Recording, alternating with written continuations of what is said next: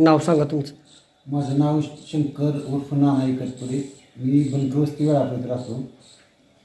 Madam तुमचं. माधुरी शंकर एकतपुरे. हा गणपती कधीपासून बसवता तुम्ही? आम्ही साधारण आम्ही लहान असतानापासून बसवतोय, पण थीम ही आमच्या भागामध्ये म्हणजे पुणे जिल्ह्यामध्ये प्रत्येक वेळेला केली जाते. तर तेच आम्ही डोक्यात ठेवून जेव्हा आम्ही इकडे शिफ्ट झालो तर आम्ही ठरवलं की ह्या वर्षी पण वारीची थीम करायची.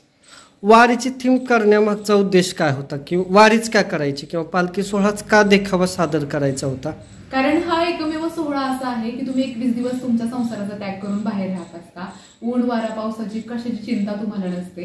सगळ्यात महत्वाचं वेगवेगळ्या जाती धर्माची लोक एकत्र येतात आणि प्रत्येक जण एकमेकाला माऊली म्हणतं. लहान मोठं असं कोणीही नसतं. तर लोकांमध्ये आपुलकीची भावना यावी, एकात्मतेची भावना यावी या उद्देशाने आम्ही हा वारी सोहळा या ठिकाणी देखावा सादर केला होता. हा देखावा दाखवत असताना ह्या देखावामध्ये काय काय दाखवण्यात आलेलं आहे तुमच्याकडून?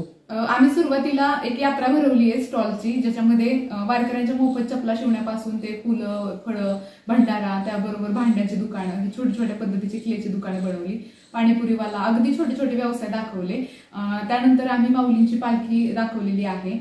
त्याबरोबर वारकरी आहेत, फुगडे खेळणाऱ्या बायका आहेत, एक रिंगण सोहळा आहे, त्याच्यामध्ये 2 घोडे सुद्धा आहेत, काळा आणि पांढऱ्या रंगाचा. त्याचबरोबर आम्ही पांडुरंगाची मूर्ती या ठिकाणी उभी करून जी रुक्मिणी मंदिरात सुद्धा पांडुरंगाच्या पाठीमागेच उभी आहे, तशाच पद्धतीने आम्ही इथे सुद्धा रुक्मिणी पाठीमागेच दाखवलेली आहे.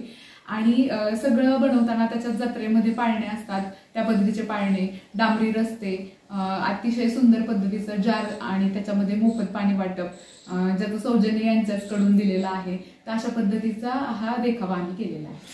हा देखावा करत असताना जेणेकरून हा पालखी बघत असताना असं वाटतं की हा पालखी सोहळा तुम्ही स्वतः अनुभवला आहे का?